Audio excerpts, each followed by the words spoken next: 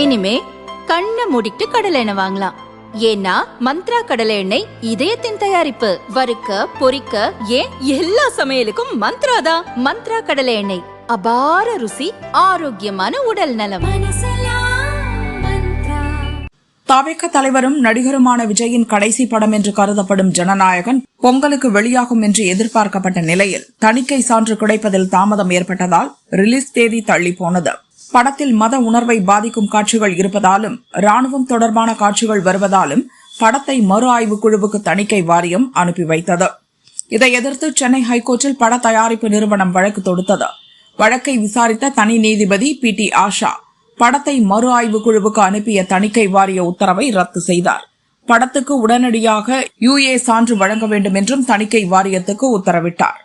ஆனால் தீர்ப்பு வெளியான சிறிது நேரத்தில் சென்னை ஹைகோர்ட் தலைமை நீதிபதி MM ஸ்ரீவஸ்தவா, நீதிபதி அருள்முருகன் அடங்கிய 2 நீதிபதிகள் அமர்வில் தணிக்கை வாரியம் முறையீடு செய்தது. இதை விசாரித்த நீதிபதிகள் தனி நீதிபதி வழங்கிய உத்தரவை அதிரடியாக ரத்து செய்தனர்.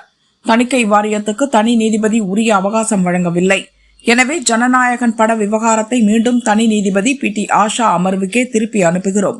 அவர் மீண்டும் வழக்கை முதலில் இருந்தே விசாரிக்க வேண்டும். தணிக்கை வாரியத்துக்கு முறையான அவகாசம் வழங்கி அவர்களது வாதத்தை கேட்டு இறுதி தீர்ப்பு வழங்க வேண்டும் என்று உத்தரவில் கூறினர். படத்தில் மத உணர்வை புண்படுத்தும் விதமாகவும் ராணுவம் தொடர்பாகவும் காட்சிகள் இருப்பதாக தணிக்கை வாரியம் கூறிய புகாரை நீதிபதிகள் சுட்டிக்காட்டினர்.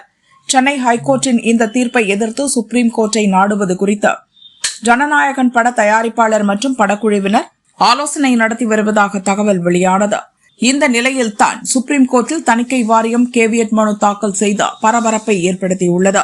தணிக்கை சான்று கோரி ஜனநாயகன் படக்குழுவினர் சுப்ரீம் கோர்ட்டை நாடினால் தங்கள் கருத்தை கேட்காமல் எந்த உத்தரவும் பிறப்பிக்க கூடாது என்று மனுவில் கோரியுள்ளனர்.